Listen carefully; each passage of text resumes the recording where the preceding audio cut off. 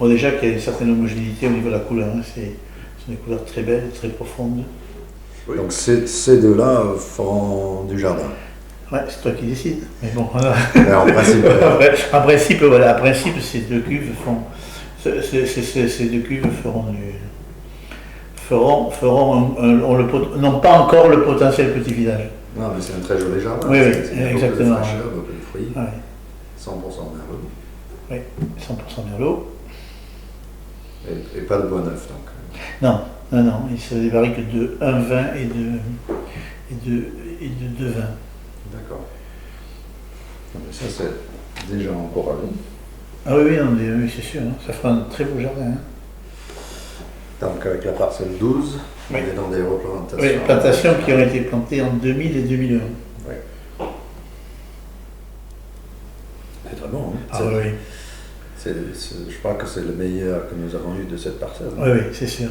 La vigne est moins stressée que d'habitude. Ouais. Curieusement, malgré l'été sec. Je pense qu'elle commence à s'implanter en fait. Ouais. Elle s'implante de mieux en mieux. Et ces deux parcelles, c'est une grosse surprise. Enfin, pas une surprise, mais c'est un gros réconfort. Hein, oui.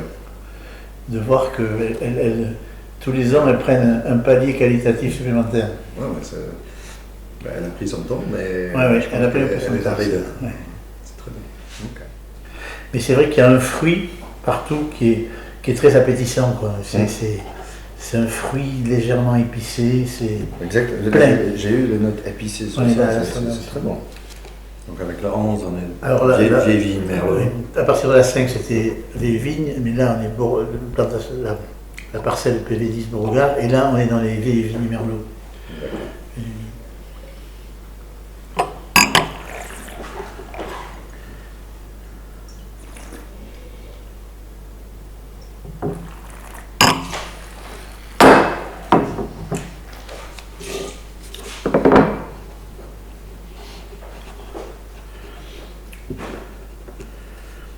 Là, c'est plus plein, c'est plus volumineux. Grande profondeur, simplement. Et 15. Il a 20 ans, qui a 40 ans.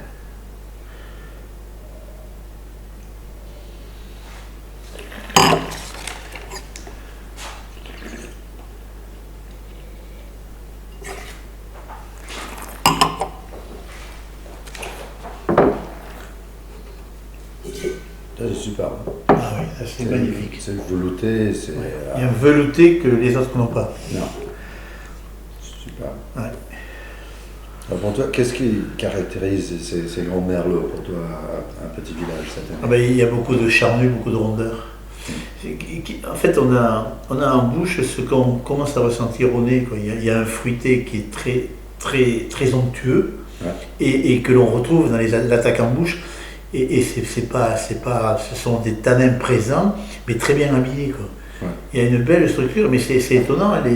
Le millésime 2012 va être compétitif. Je pense par rapport à certains millésimes, compte tenu de ce qui s'est passé, le résultat est là quand même. Hein. Je trouve, jusqu'à maintenant, ces merles sont magnifiques. Ah, oui. Et comment est-ce que tu expliques ça? Parce qu'au début, l'année n'a pas été facile. Hein. Non, l'année a été très difficile. Il y a eu une grosse pression au milieu au mois de juin, donc qui a été assez facilement enrayée ici. Bon, les 10 hectares, c'est assez facile à maîtriser. On intervient quand on veut, comme on veut, exactement comme on veut. Donc ça n'a pas été un gros problème d'enrayer tout ça. On n'a pas eu aucun dégât de milieu. Et après, il y a eu le mois d'août un peu chaud et sec. Ouais. Mais curieusement, il semble quand même que les réserves de la vigne, les réserves en eau du sol étaient suffisantes. Et la vigne n'a pas eu le stress qu'on a vu dans d'autres millésimes comme 2003. La vigne et je pense que la 12 et la 14 bénéficient de ça. Ces vignes, quand même pas trop vieilles mais pas trop jeunes, ont quand même pu supporter l'aléa climatique de ce mois d'août. Et les raisins n'ont pratiquement pas souffert. Et on le retrouve dans le verre, là. Ça c'est sûr. Oui, parce que c'est mûr, mais c'est frais aussi. Ouais.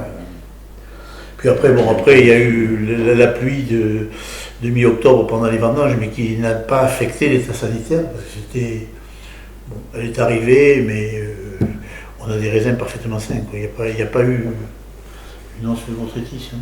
Et les rendements étaient faibles?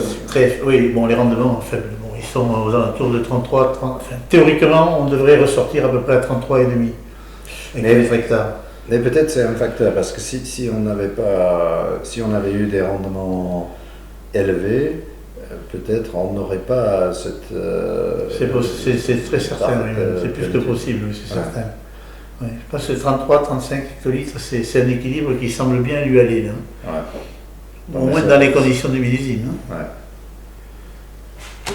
Bon, alors là, on est à des Cabernet Franc. Et là, tu rentres dans les Cabernet Franc. Ah, il est magnifique. Hein. Ouais, c'est. Il y a une très belle aromatique. C'est très bon. C'est parfaitement mûr. Sur les 10 hectares, on a commencé quand même le 24, 24 septembre, et on a fini le 11. Pour 8 jours de vendange pleine, même pas. 7 jours et demi de vendange, donc sur plus de 3 semaines et demie. C'est ça aussi l'avantage de Petit Village, c'est qu'on vendange par séquence en fonction de la maturité, on peut le faire assez facilement. Ouais.